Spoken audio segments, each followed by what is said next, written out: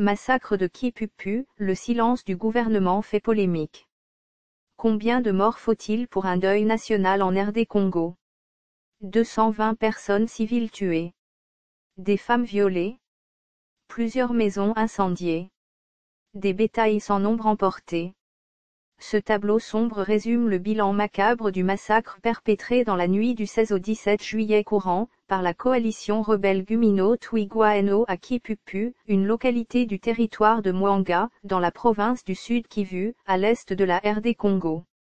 La triste nouvelle a été livrée voici une semaine, par 30 députés provinciaux, dans une déclaration faite le lundi 20 juillet. Depuis, aucune réaction officielle des dirigeants congolais, ne serait-ce que pour condamner ces tueries de trop. Le même calme plat est également observé du côté des partis politiques et leurs acteurs. Excepté Martin Fayulu et Joseph Olengankoy qui ont condamné ce drame le lundi 27 juillet. Le premier a exprimé sa solidarité avec des populations meurtries du Sud Kivu. Le second a insisté sur l'unicité du peuple congolais qui, selon lui, implique l'unité de la nation consacrée dans la Constitution. Ainsi, souligne le président du Comité national et de suivi de l'accord de la Saint-Sylvestre 2016, un cas de tuerie dans un coin le plus isolé du pays, touche la République dans son ensemble. Hélas, tout semble se passer comme si ce massacre de plus de 200 personnes était un chien écrasé. Pour ne pas dire un fait de société ordinaire. Cependant, dans l'opinion, cet incroyable mutisme des autorités congolaises fait polémique. Un regard sur le calendrier renseigne que ce massacre à grande échelle des populations de Kipupu a eu lieu quelques jours seulement après la marche de l'UDPS et celle de l'AMUCA, organisées respectivement le 9 et le 13 juillet, contre la désignation et l'entérinement de Ronsard Malonda, à la présidence de la Commission électorale nationale indépendante. D'ores et déjà, de nombreux observateurs ne comprennent pas qu'à Kinshasa, des acteurs politiques perdent leur temps à se quereller sur des sujets parfois mineurs, au lieu de se mobiliser autour de vrais problèmes liés à la souveraineté du pays et même à la sûreté de l'État. Cas de l'insécurité qui sévit depuis plusieurs mois à Djugu dans l'Ituri au nord-est du pays. Que dire aussi de la précarité qui dure depuis des décennies dans le Grand Kivu, considéré non sans raison, comme le berceau des rébellions en RD Congo. Combien de morts faut-il pour un deuil national? Malgré le silence radio des officiels congolais sur le drame de Kipupu, des sources concordantes renseignent que les autorités coutumières des hauts plateaux de Fizi et du secteur d'Itombwe dans le territoire de Mwanga, sont complètement dévastées. Aussi, ces détenteurs du pouvoir traditionnel ont-ils organisé 2 jours de deuil pour pleurer les 220 personnes froidement abattues par des forces négatives bien identifiées dans cette zone. Si sous d'autres cieux, 2 cas de tuerie voire parfois même un seul, mobilisent le gouvernement et avec lui, toute l'opinion nationale, à combien plus forte raison, l'assassinat collectif de plus de 200 personnes sans aucun moyen de défense.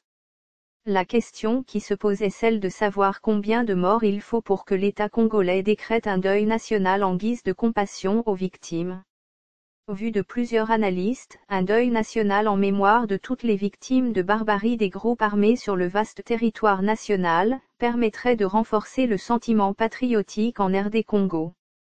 Hélas, l'expérience atteste que quand on parle des massacres dans l'est ou dans le nord-est du pays, nombre de Congolais du centre par exemple sous prétexte de la distance physique et parfois psychologique, donnent l'impression de ne pas du tout se sentir concernés. Le Sud Kivu fait, depuis quelque temps, l'objet d'incursions et d'infiltrations étranges. Les 30 députés provinciaux, auteurs de la déclaration du lundi 20 juillet, en rapport avec le massacre de Kipupu, ont indiqué que la province du Sud Kivu est depuis quelque temps, l'objet des incursions et autres infiltrations. Ce qui impose des jours et des nuits de tous les cauchemars aussi bien aux responsables territoriaux qu'aux populations locales.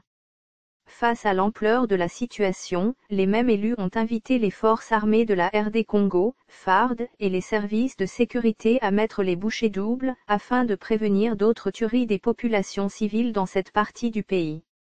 Par ailleurs, les députés provinciaux du Sud Kivu ne sont pas allés avec le dos de la cuillère pour interpeller les forces onusiennes présentes dans la région. Aussi, ces derniers ont-ils clairement demandé aux soldats de la mission des Nations Unies pour la stabilité au Congo, MONUSCO, de jouer pleinement leur rôle dans la pacification et la stabilisation de la paix à l'est de la RDC.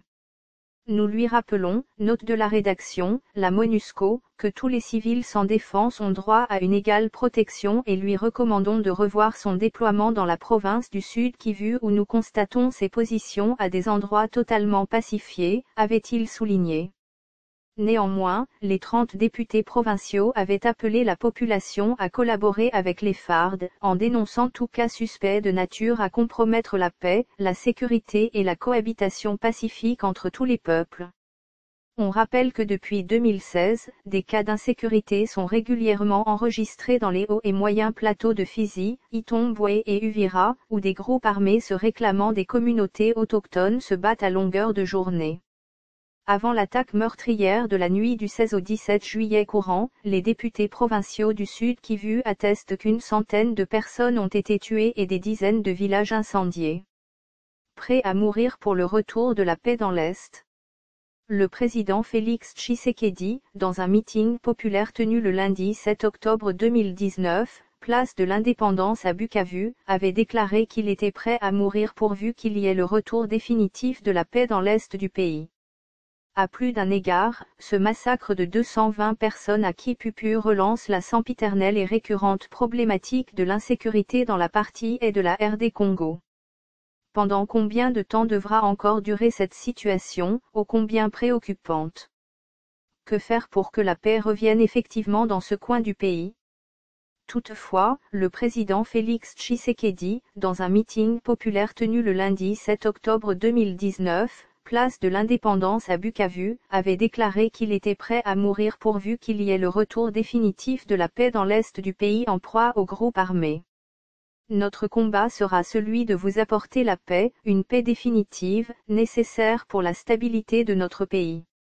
Lorsque nous étions en campagne, j'avais mis en avant dans le thème de ma campagne comme priorité, le bien-être de l'homme congolais qui commence d'abord par le défi de la paix. Je suis conscient des souffrances qui sont les vôtres et je n'ai ménagé aucun effort depuis que je suis au pouvoir pour entretenir nos forces armées et tout faire pour que celles-ci soient au top niveau et puissent faire leur devoir qui consiste à imposer la paix dans tout l'ensemble du territoire national.